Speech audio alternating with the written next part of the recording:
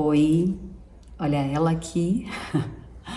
Gente, hoje eu vim falar sobre tanta coisa, mas eu quero trazer como pano de fundo o filme Morra, Amor.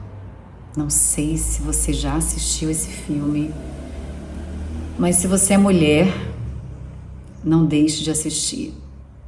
Os homens também, né? Sim, assistam. Mas eu falo isso do universo feminino porque esse filme é a atriz principal que dá assim um escândalo que aquela criatura faz. Ela traz muito essa percepção da angústia do universo feminino, principalmente com relação à questão da maternidade. Mas para além disso, a angústia dos processos internos dela, sabe? Esse filme fala de uma mulher que está vivendo um pós-parto, então ela tem uma psicose, eu acho que não chega a ser nem depressão pós-parto, é algo ainda mais avançado. E o filme, ele vai trazendo a construção desse desalinhar interno, desse lugar de sair do próprio eixo, sabe? Então parece que tem uma lupa, uma luz muito grande sobre essa angústia interna. E primeiro que isso me tocou profundamente, porque eu tive uma depressão pós-parto na gravidez de Alice, né?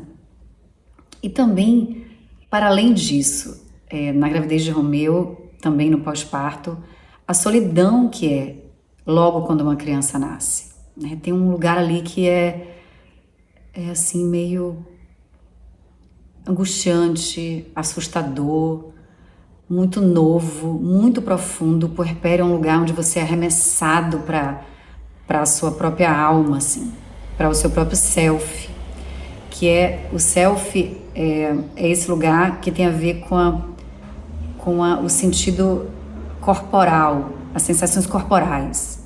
É diferente do ego, que tem a ver com a elaboração, com a questão psicológica, sabe? O self, ele fala de biologia, é um lugar que não é explicado, é sentido. Então, o puerpério por si só, ele traz essa dimensão, esse lugar dessa percepção dos próprios sentidos. Então, quando você está distante dessas sensações, parece que você fica muito mais sensível para as aflições que nos acometem, né? Que vai nos acometendo viver um puerpério, sabe? Então, assim, o filme, ele me tocou profundamente, assim, nesse lugar mesmo dessa angústia que eu particularmente vivi, dessa solidão. E no meu caso, eu dei até um depoimento para o documentário O Começo da Vida. Se você não assistiu ainda, assista. Nele eu conto e abro meu coração, assim, falando de como foi viver esse processo. E aí, no meu caso especificamente, a aflição que eu vivi, eu comuniquei. Então, foi algo que eu senti a necessidade de dizer, olha só, eu não cansei de performar, cansei de fazer linha, que tá tudo bem. O que, na verdade, é o que nós vivemos nessa sociedade atual, né? Então, é uma grande performance, nós somos convidados o tempo todo para estar felizes e produzindo. No caso de nós mulheres, nós somos educadas para caber, né, para pertencer, para agradar. Isso distancia muito a gente da nossa própria alma, né?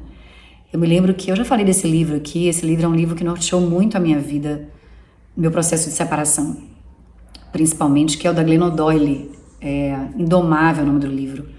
E ela fala que ela começou a existir quando ela passou a desagradar. Porque quando a gente fala dessa questão do agradar, isso pode ficar num lugar muito assim, não, é só desagradar. Não, é uma construção. É algo muito sutil, né? É algo que a gente faz sem nem perceber, entende? É um estado de vida que é confundido com doação, que é confundido com gentileza, porque aí quando a gente se depara com um lugar onde a gente não quer sair dessa performance, dessa função, onde a gente vai e diz não, por exemplo, aí é quando realmente a gente vai ser visto. E como nós somos criadas para pertencermos, e dependendo da história de cada uma de nós, isso pode se linkar no lugar de tipo, bom, aqui eu não estou sendo útil. E como é que eu dou conta disso, sem o olhar do outro, entende? Então é um exercício muito grande de pertencer numa sociedade que te puxa para o outro lado, sabe? Que te fala, ó, pertencer é fazer pelo outro. Ininterruptamente, como é que é essa palavra, gente? Bom, vou substituir. Incondicionalmente, sabe? O tempo inteiro. E é justamente essa relação com o próprio self, né, que eu vi muito nesse filme, com as sensações do corpo, é um lugar que é tipo, quem é você na fila do pão? O que é que move a sua própria alma, entende? Porque o ego é outra parada. O ego já é questão psicológica, já é elaboração. E quando você está ali com essa elaboração acontecendo, mas distante desse self, é uma grande confusão existir. Existir é um negócio que não é... O pessoal fala que é simples, mas não é. Existir mesmo, vivo, sentindo... não é uma coisa simples, não é. Eu tive essa percepção quando eu comecei a fazer terapia corporal. Eu faço terapia há mais de 20 anos, pelo menos, 20 e poucos anos. Passei por muitas linhas e nos últimos 5 anos ou mais eu comecei a fazer terapia corporal. E aí eu tive essa percepção desse lugar do quanto eu elaborava muito bem, eu dizia o que eu sentia, mas eu não conseguia acessar o que de fato eu estava sentindo. Era como se eu elaborasse aquilo que eu sentisse, que eu achava que eu sentia. E eu percebo isso no processo da terapia, quando eu converso, né, e trago para as minhas pacientes, me fala o que você está sentindo.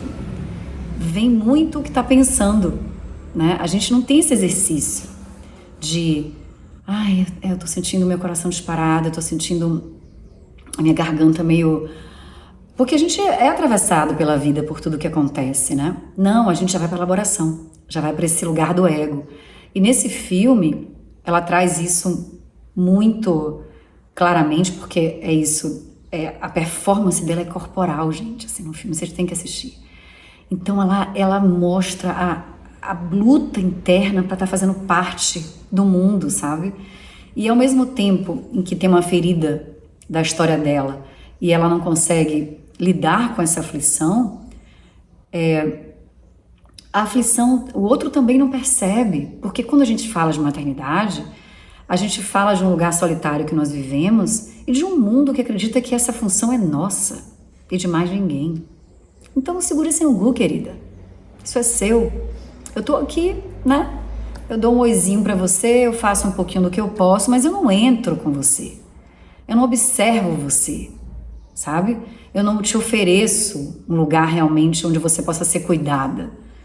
Eu fico na elaboração, você tá bem? Como é que você tá? Cara, o bem-estar de uma criança, ele depende de um coletivo. E tudo bem que a gente não tá mais numa época, né, em que para criar uma criança você precisa de uma aldeia. Hoje a gente se organizou de uma outra maneira que é muito mais disfuncional para essas crianças do que antigamente, né, que tinha vizinha, tio, primo, todo mundo ajudava uns aos outros. Mas ainda assim, na maneira como a gente se organizou hoje, como é que a gente pode fazer para a gente perceber as pessoas, sabe? Eu me lembro, eu não sei se eu já contei isso aqui, eu estava uma vez no avião e tinha uma mulher com uma criança pequena e ela estava agoniada com a criança pequena, a criança dando um trabalho, ela tentando segurar as coisas, e eu ofereci ajuda e ela disse que não queria. Ela falou, não precisa. Aí eu estava sozinha, com uma única mochila, muito disponível, porque é isso, a gente também tem que checar, né, aquilo que a gente está, a nossa disponibilidade no momento real, né, do que tem que agradar. É bem isso que eu tô falando, né? E aí eu cheguei, me aproximei e comecei a brincar um pouquinho com a criança. Falei, bom, essa forma pode ser uma forma de ajudar. Aí a criança foi parando de chorar, foi parando, aí eu perguntei se podia, deixa eu pegar aqui então, já tinha perguntado, ela disse que não. Quando ela me viu, a criança mais se acalmando, ela deixou eu segurar, aí a gente começou a conversar, em dado momento eu segurei a criança pra ela. Cara, quando ela entrou, aí a gente foi trocando, ela me contando que ela estava indo para outro país, que ela veio passar uns meses aqui, que era muito difícil para ele se despedir da família e tal. Quando ela foi entrando no avião, que ela ficou longe de mim, assim, que a gente se olhou, foi uma coisa assim, tipo, um agradecimento mútuo, né? Porque fazer pelo outro também é muito bonito, né? E é disso que eu tô falando, entendeu? É óbvio que essa foi num âmbito diferente, né? Muito mais ali social. Mas eu tô falando sobre essa percepção da aflição do outro, em que a gente nem se mobiliza, né? A gente não cuida. Eu hoje tenho um olhar muito maior para as mulheres que têm filho pequeno, assim. Quando eu vejo uma mulher grávida, hoje eu já olho e falo, ai meu Deus, espero que ela tenha... Tá saindo já, filha? Uhum. Tá. Tô vendo sua movimentação aqui. Não, você vai lá. Beijo. Bom programa, me dê notícias, tá? E tá saindo, a pessoa tá com 15 anos, tá assim agora, indo para o mundo. Esse é um papo que a gente tem muito aqui, né? Porque o universo feminino é isso, a gente troca sobre isso, né? Eu tenho uma rede de mulheres, amigas próximas, que não são muitas, que também ocupam esse lugar de não agradar, né? Eu tô sempre trazendo, você já percebeu que essa minha amiga, olha o que ela fez, é mesmo, né, mãe? E como o universo dela já é de meninas que estão ali voltadas para agradar o outro. E esse é um papo muito constante entre a gente e um exercício que ela vem deslocando e já se observando e fazendo escolhas bem diferentes já. E muito bonito de perceber como é possível, apesar de a sensação ser estar nadando contra a maré. E esse é um papo que tem acontecido muito nos meus atendimentos, né? Nos últimos tempos, sobre a necessidade, muitas vezes, de nadar contra a maré para se bancar. A necessidade, muitas vezes, de nadar contra a maré para se bancar. Esses dias eu estava vendo uma entrevista da Marina Sena, que eu gosto muito da forma como ela existe, assim, né? A artista. E ela trazendo que ela chegou aonde ela chegou porque ela precisou nadar contra a maré, ela precisou bancar isso. Peraí, gente, beber um pouquinho de água.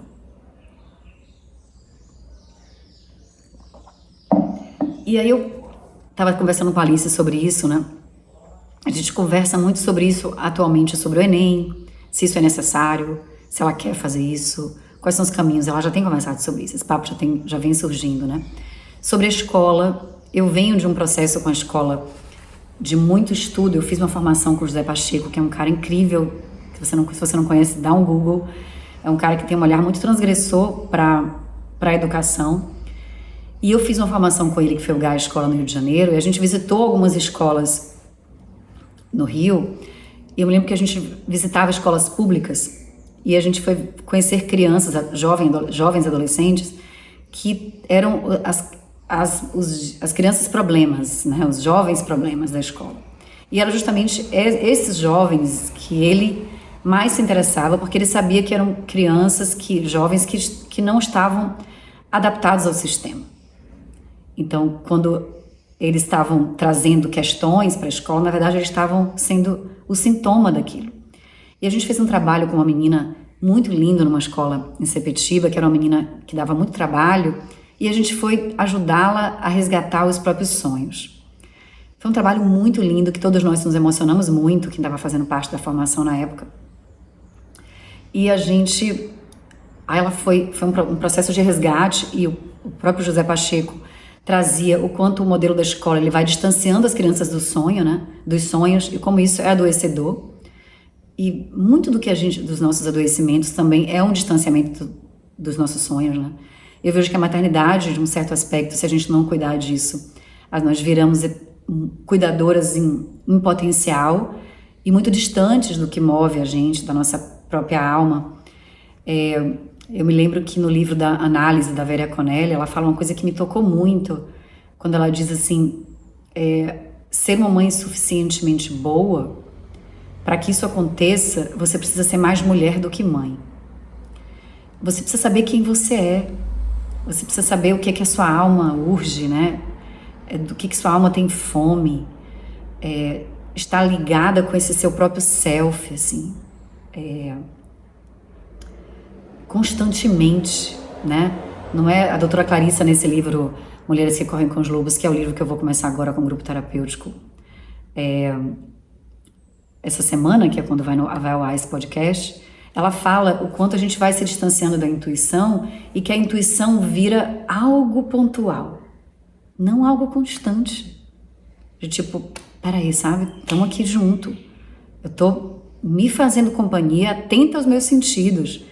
E esses sentidos, eu vou voltar para falar a questão do José Pacheco, mas esses sentidos, a gente perde a gente tem que alimentá-los. A Viviane Mosé, que é uma filósofa que eu amo, eu não sei se ela é psicanalista também, eu escutei uma palestra dela há pouco tempo, em que ela falou assim que a gente vai perdendo o senso estético da vida, sabe, assim, é esse distanciamento desse sentido do corpo, que é algo que eu falei para vocês que eu resgatei muito na terapia corporal, e que é algo que eu celebro nos atendimentos, quando a gente fala, peraí, então vamos olhar para essa raiva, vamos olhar para essa tristeza, vamos sentir, né? E que eu vou fazer isso no grupo. A gente vai trabalhar no grupo terapêutico esse lugar também, desses sentimentos que se afloram a partir desses contos, a partir do que esse conto toca na sua história, né? E quando ela fala desses sentidos estéticos, é a percepção da vida. Por exemplo, agora mesmo o dia tá começando a se pôr, né? Aí embora, o céu começa a mudar de cor, já tá um dia mais cinza, eu adoro dias cinzas. Assim, acho que são dias que dão uma paz às minhas angústias, assim. Eu existo num lugar, assim, tão gostoso quando os dias são cinzas. E isso me fez perceber, por exemplo, também como essas sensações do corpo me fez perceber no sentido de lembrar, gente. Agora meu filho Romeu tá com 11, né? Já vou chorar. E ele tá crescendo, assim, gente, assim, uma coisa mais linda do mundo. Um menino lindo, assim, um garoto sensível, sabe? Todo o investimento, tanto meu como do pai dele, nesse tempo de olhar para a relação com ele.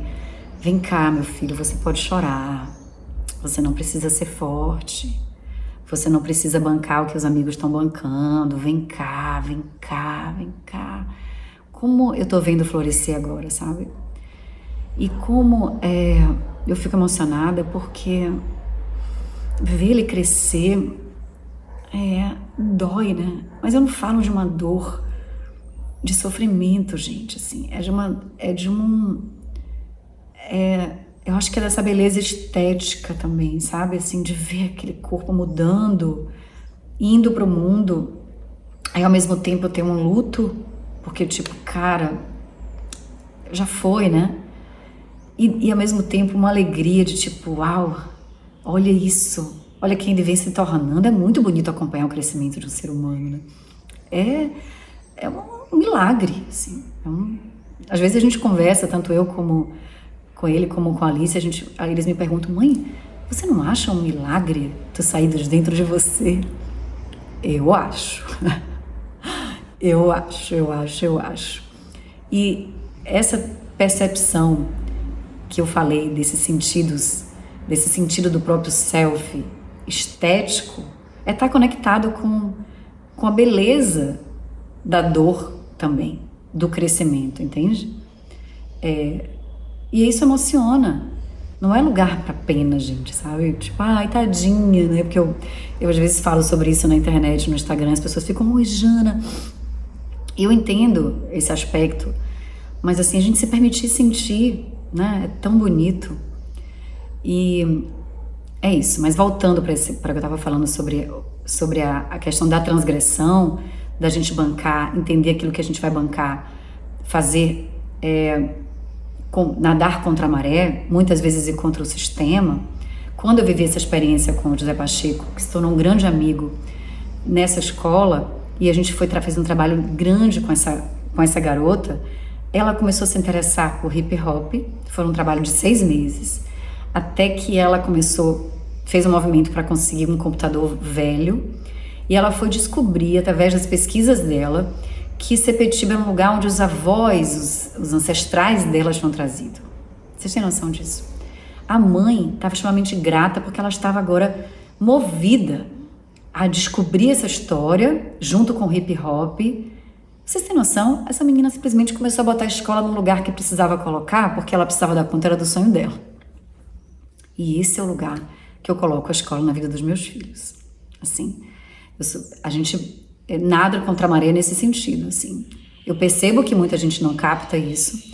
Eu estava conversando esses dias com a Alice, eu falo do que eu estou falando com propriedade. Eu não só vivi essa formação com José Pacheco, como eu fui para a Dinamarca, fui para a Finlândia, eu vi de perto escolas que trazem um outro olhar há 5 anos atrás, gente. Não, mais tempo. 7, talvez. Um olhar para... Me lembro que a gente foi numa escola na Finlândia que a professora disse a nossa preocupação aqui não é com o conteúdo, é com a formação do ser humano. Quem é esse ser humano? A gente vive um lugar aqui no Brasil muito aquém disso, né? É aquém ou além? Aquém, né? Entende? Assim, então, é um lugar que eu falo com apropriação e que eu demorei de me apropriar disso. Eu ficava meio assim, sabe, nas escolas, meio que pedindo desculpa. Não, tá, vamos ver. Até que eu entendi, peraí, cara, eu sei do que eu tô falando. Que é muito esse lugar da mulher também, né? Pra gente se apropriar da nossa fala. Meu Deus do céu. Meu Deus do céu. A gente tem que estar...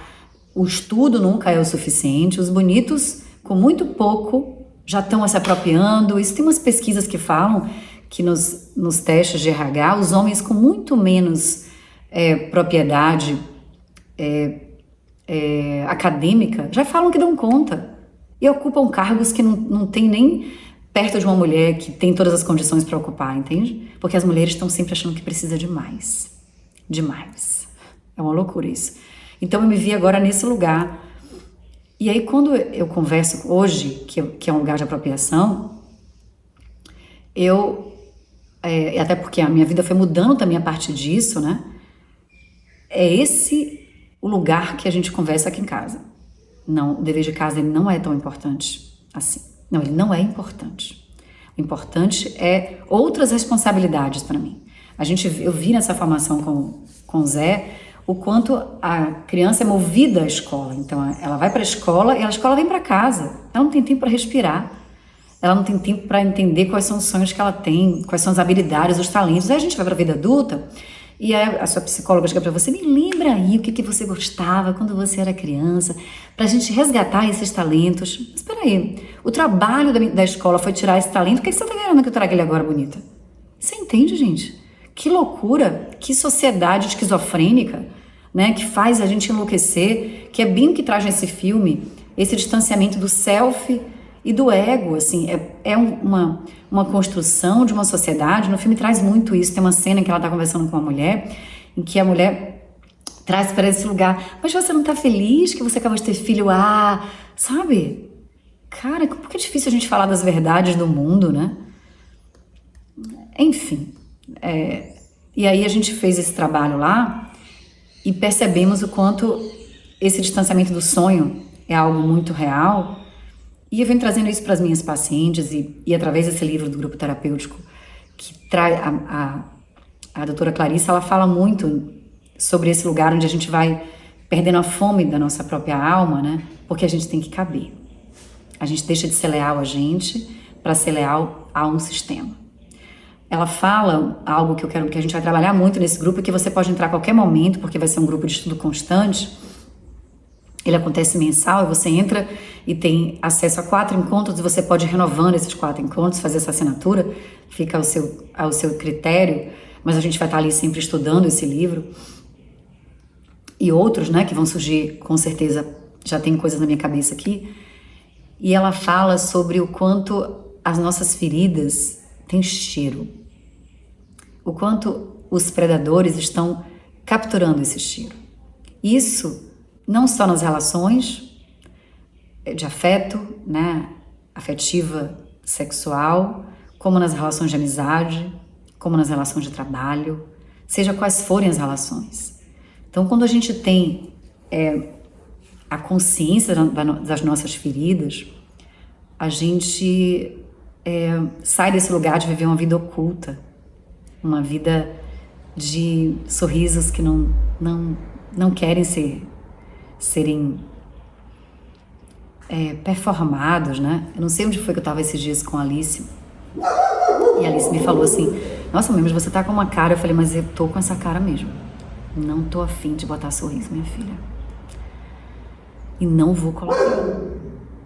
Entende, assim, porque é um lugar, né, é isso, é a gente poder olhar para isso, porque sendo mulher, a gente vive num terreno muito fértil, que é bem esse, capturando o nosso cheiro para pegar. E aí quando você vai dar conta, você já está imersa numa aflição que esse filme traz lindamente, eu não vou contar o final, e aí vai mostrando no filme o distanciamento dela de si mesma, a tentativa de existir naquilo ali. Cara, não tá dando, sabe?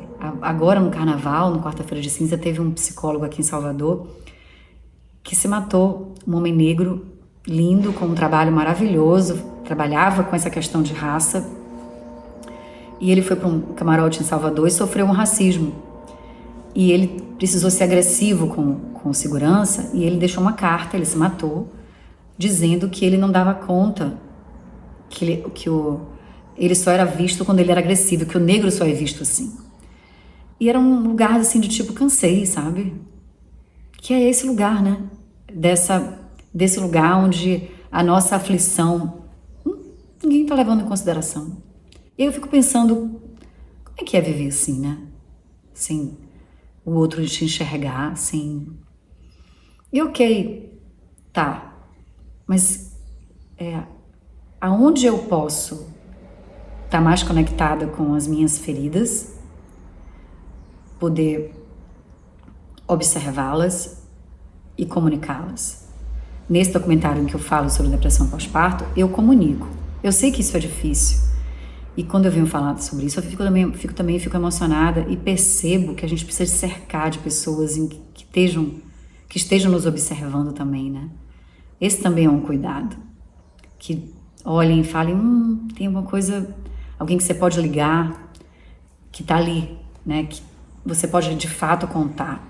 E aí eu fiquei pensando agora também nesse grupo, nessa necessidade que eu tive de criar essa egrégora de mulheres, e eu faço parte de outros grupos de mulheres também, em que ali eu posso ser cada vez mais eu mesma, para que a gente possa também ter esse lugar de tipo, aqui eu posso ser mais eu ainda. Eu acho que esse exercício de poder ser nós mesmas faz a gente poder existir em lugares que muitas vezes a gente precisa sustentar uma formalidade, né?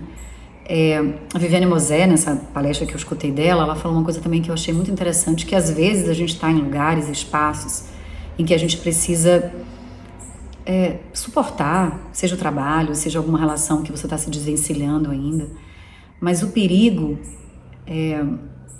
e o ideal, o perigo é você acreditar que essa é a realidade que você merece.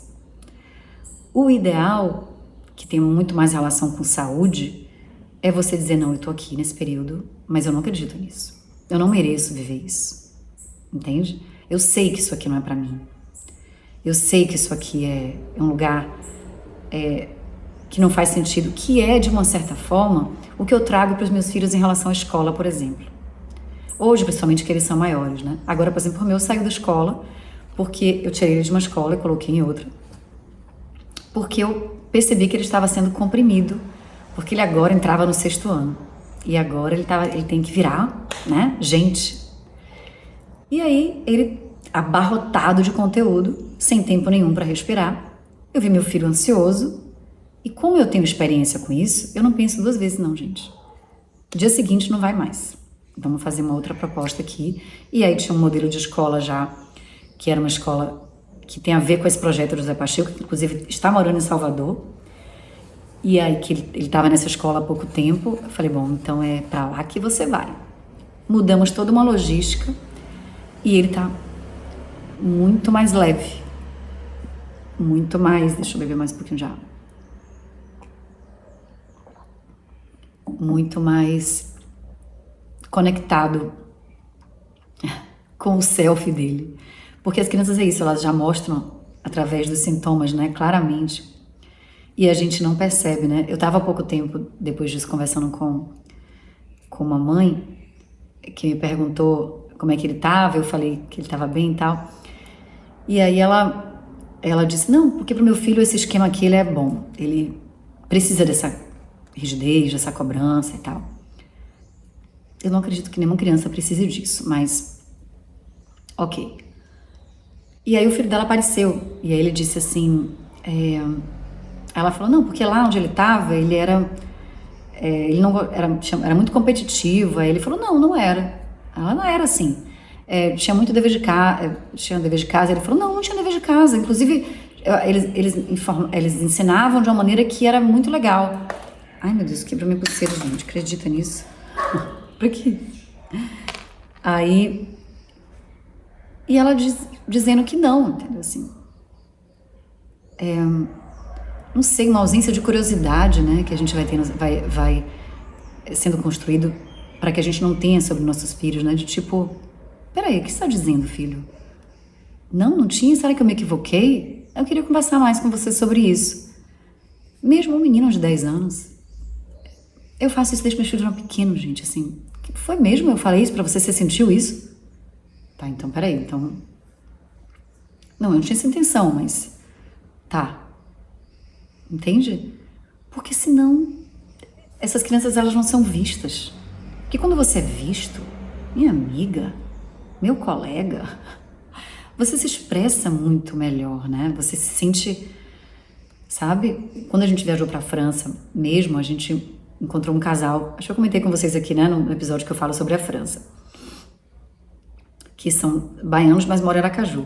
E aí o filho deles, que é a idade de Romeu, a gente estava começando a falar de escola e eu falei sobre a minha percepção sobre a escola, que para mim a responsabilidade não é dever de casa, são outras coisas. Responsabilidades na casa, nas coisas que precisam ser feitas, na forma de tratar o outro, porque eu não acredito nesse modelo, entende? Eu tenho propriedade para falar o que eu tô falando. Essa para mim é uma forma de cercear esse dever de casa, essa coisa de associar isso à responsabilidade, entende? A precisar fazer o que precisa ser feito a partir disso, porque, por exemplo, agora que o Romeu está nessa outra escola, ele tem um projeto que foi a partir do interesse dele e ele tem que fazer coisas para aquilo ali, é diferente. Tem um envolvimento, tem algo que está acontecendo ali que tem a ver com o interesse dele, do que assuntos e conteúdos que não tem nada a ver com o interesse dele, mas que ele precisa acreditar que aquilo faz parte da vida dele, entendeu? Enfim, e aí a gente começou a falar sobre isso, e aí a Alice comentou, o menino começou a ficar curioso, né, o filho, nossa, que escola é essa? Porque a gente realmente tem uma precariedade em relação a isso, essa é uma questão do nosso país, né? E aí a Alice falou assim, eu agradeço muito a minha mãe por ter tido essa percepção sobre a escola. Ela me trouxe muita saúde. E ela, sabe assim, respirou com alívio, assim. Eu olhei assim e falei, Porque eu tive muitas dúvidas, por isso que eu fui atrás de informação, né? Tanto com essa formação com o José Pacheco, como para fora, para poder aquilo trazer um pouco mais de contorno para aquilo que eu já sentia que tinha alguma coisa errada. Mas enfim, tudo isso para falar sobre esse filme, que eu sabia que ia trazer muitos outros conteúdos, outros braços, né, que vão vindo, para falar desse grupo que tá estreando hoje, que eu tô muito feliz. Você pode entrar a qualquer momento e fazer um plano mensal e fazendo a assinatura renovando mensalmente. A gente vai estar lendo ele, que é muito poderoso, os contos, porque você pode já ter lido ele, mas ele traz um lugar diferente, lugares que você não acessou, lugares que tem a ver com o momento de vida que você está vivendo, trazendo muitos insights, muitas percepções sobre esses sentidos, né, estéticos, como a Viviane fala, que eu achei tão bonito, sensoriais, estéticos, né, que a gente vai se distanciando com essa loucura da vida. A gente começa hoje, a gente vai ter esse trabalho corporal, então vamos lá, vamos sentir, vamos olhar para essa raiva, para essa tristeza, para esse sentimento que está vindo. Vamos trabalhar também essa comunicação, que foi o que eu falei sobre a depressão pós-parto, em que eu comuniquei. Nesse livro a doutora Clarice fala sobre isso também, sobre esse lugar da gente se apropriar do que a gente sente, a gente comunicar, né? A gente comunicar a nossa aflição, que é o que nesse filme a protagonista do filme não consegue fazer pelas feridas da história dela, sabe? E por uma estrutura que não está nem um pouco educada para olhar para o outro. Então é isso. É isso. Se esse episódio fez sentido para você e você conhece alguém que acha que vai se beneficiar com ele, manda, aperta o sininho aqui, comenta aqui embaixo também, bota o emojizinho, alguma coisa, para que o Spotify, enfim, transmita para mais pessoas, tá bom? Cheiro, e a gente segue juntas, porque juntas a gente se fortalece. Cheiro.